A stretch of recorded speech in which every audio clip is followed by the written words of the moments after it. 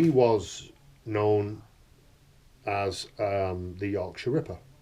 He started off attacking prostitutes, and I think availability was the key here, and confidence. So what he used to do was run up behind women and hit them on the head with a hammer. He was going out in his own car and just attacking women in the street with a hammer and a screwdriver and a knife, and leaving them there where he'd killed them, and and going home. And the cheeky bastard drove from Yorkshire over the Pennines into Manchester, and he went and killed a prostitute in Manchester. And so he went back to where he'd left the body, looking for this £5 note, but he couldn't find the bag.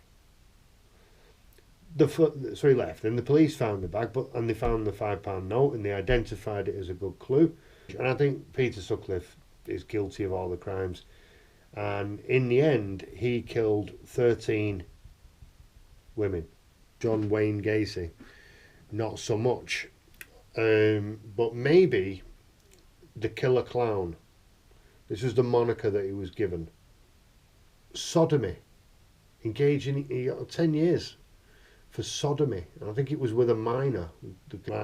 So he only did about 18 months because he was a model prisoner.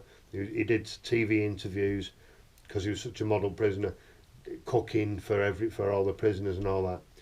So he comes out, he gets married, he has a couple of kids, becomes successful in the political arena, inviting young men to his house. So he would give a job to a young man, let's say 17-year-old, 18-year-old guy looking for casual construction work, and then they go for a few beers. We'll come back tomorrow and we'll drink some whiskey. What's with the clown outfit and all that? He said, "Oh, I'm Bobo the Clown, didn't you know?" And he put the cuffs on them, and then they go, right, well, I can't get out of it.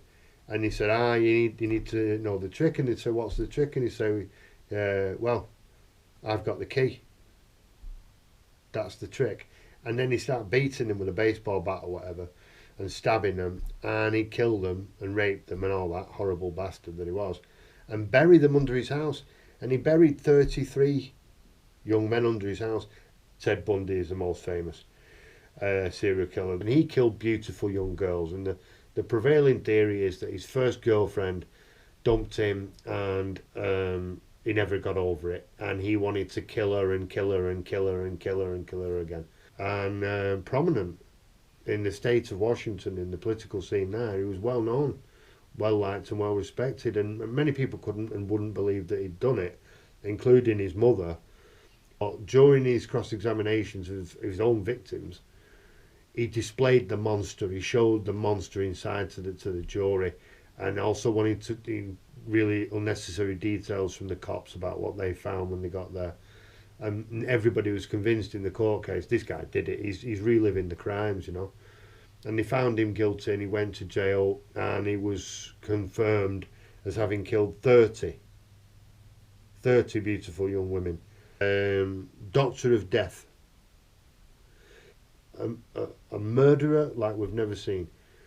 And what he was doing, at least in the second phase of his life, what he was doing was he was injecting mainly old women and killing them with overdoses.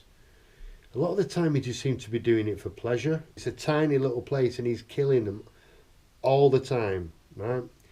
And in the end, now it seems that Harold Shipman killed 250 people. I've seen much larger numbers because that doesn't take into account his previous practice that he had in a place called Todmorden,